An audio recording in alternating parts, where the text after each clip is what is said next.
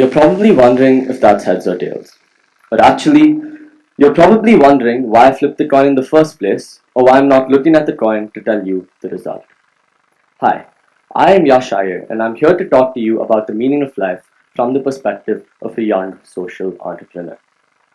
Now, I can't give you answers to your questions about the coin just yet, but here's what you might be thinking. Maybe I don't want to tell you the result. Maybe I just like flipping coins.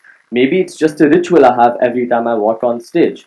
Maybe I don't have enough time in my talk today to go look at the coin and tell you the result. But the answer is, in fact, very simple. I don't need to look at the result of the coin flip, I just need to have a coin to flip. I'll explain this metaphor to you in due course, but for now, as a 16-year-old high school student who has his entire life ahead of him, I don't actually have much of it left. This is a visual representation of my life, with each box representing a week of my life and the number of shaded boxes representing the number of weeks that I have already lived. If you look a little closely, you'll see that the number of boxes that are left aren't actually that many. So, for a 16-year-old who has his entire life ahead of him, why are there only these many boxes left? What does that say about our mortality? What does that say about an entire life? What does that say about finding a meaning of life with only these many boxes left to do it?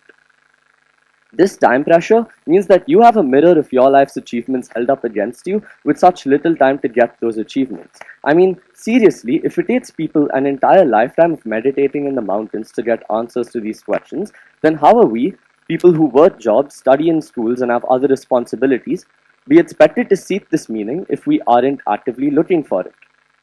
Yet, we somehow expect that this meaning will coincidentally jump out at us at some early point of this very limited life we have. Now, I want you to look at the slide behind me. And as the clock counts down the seconds to our life's end, do you not feel a massive sense of time pressure? What if we use that time pressure as fuel, as motivation to not waste a single second, to live life to its fullest? Would that fulfill the meaning of life? Is the meaning of life literally just to live life to its fullest? Is it the YOLO philosophy, you only live once? Though life is limited, it is human nature to seek immortality. Here's a question for you. How many of you would like to live longer than you normally would? Be immortal. Exactly. Now, being immortal isn't actually possible, but the closest thing you can do is immortalize your legacy.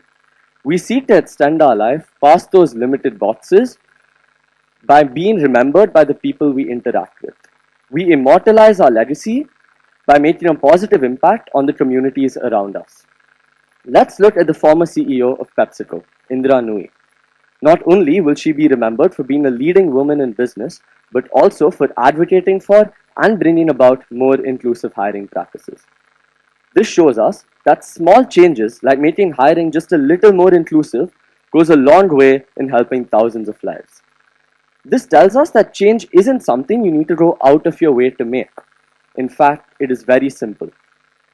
What we believe takes up such a small part of our lives, service to others, is in fact what gives life meaning. Selye said, earn your neighbor's love. Earn it by loving them. The neighbor here refers to the people around you, communities around you. To me, it's you, and to you, again, it's those around you. We also often turn to religion to give us a purpose in life, and most of them have an underlying theme, the golden rule. The golden rule is essentially to love thy neighbor, to do to others what you want them to do to you, and love others the same way that you love yourself. Yet, why don't we seek to live our lives this way? Why do we look at a fancy job in investment banking and think that's what we want to do? Why are we drawn to material wealth and money, knowing that it doesn't help us fulfill the meaning of our own life? And why is it important that we understand this? According to Christianity, and I like to believe so as well, is that you face the test of fire at the end of your life. In this test of fire, the material wealth that you have collected, which includes money, fame, and reputation, that will translate into wood, hay, and other flammable materials that will burn in the test of fire.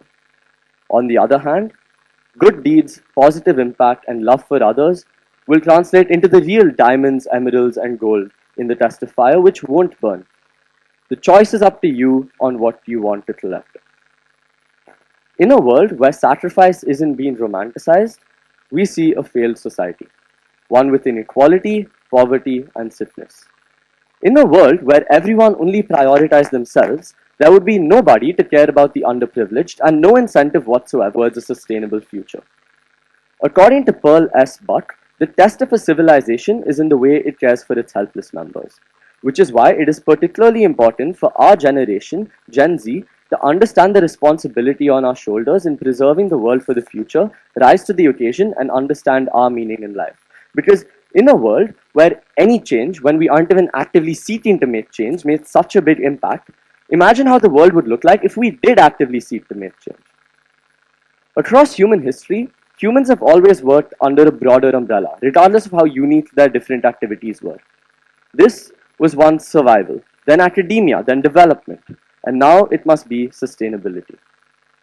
You do, though, have to make the decision on how you want to integrate aspects of positive impact and sustainability into your day to day lives. Now, finally, let's go back to the coin I flipped in the start of this talk. Whenever I have to make a decision, I flip a coin. Seems a little basic, doesn't it? However, I won't tell you that the result of the coin flip is always accurate. Rather, when the coin is in the air, you get your decision. When the coin is in the air, you have a gut feeling. You find yourself rooting for a particular side, hoping that it doesn't land on the other. Please be heads, please be tails, please don't be heads, please don't be tails. And there you go. That's your decision. Which is why I said, I don't need to look at the result of the coin flip, I just need to have a coin to flip. Hence, regardless of the result, it is the process of the coin flip that gives me my decision. Because if there's anything we need to learn to trust, it's that gut feeling, it's our instincts. Again, as the process matters more, the scale or manner at which we bring change, which is the result of the coin flip, isn't nearly as important as the fact that we're flipping the coin itself or trying to make change in the first place. Having evolved through thousands of years of human evolution, our instincts have taught us to make the right decisions. And because of the evolution of our instincts also have a certain moral compass associated with it. An instinct no longer just means survival. Rather, it can influence every decision we make in our day-to-day lives. Because at the end of the day, it is the intention that matters more than the result.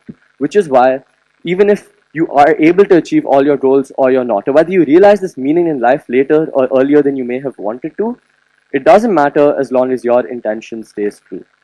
Of course, mere inspiration is not sufficient. However, even if two people's actions are exactly the same, the intention or motivation behind those actions may differ.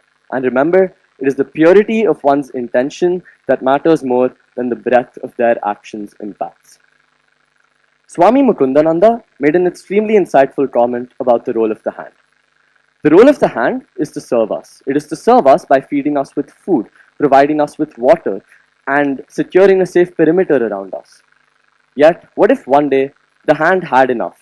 It said that it has served the body for so many years and decided to disconnect from the body, to quit. We would be helpless. A hand being made of cells is still life, and its purpose is to serve something greater, to serve us. Similarly, we must play the role of a hand in a greater world, where we aim to protect the world for the future from the threats of the present, so that the world, just like our bodies, can remain alive and functional. Our meaning of life is to play our part in this greater ecosystem, and the part we currently need to play is preserving it. It is how we will gain the immortality we seek and leave behind our legacy for generations to come. Just remember, in quiet deeds the world's symphony hums, kindness whispers where darkness succumbs, each act a ripple, a touch divine, in hearts of strangers stars brightly shine, for in giving light we find our own way, good deeds illuminate the path we sway. That is the meaning of life. Thank you.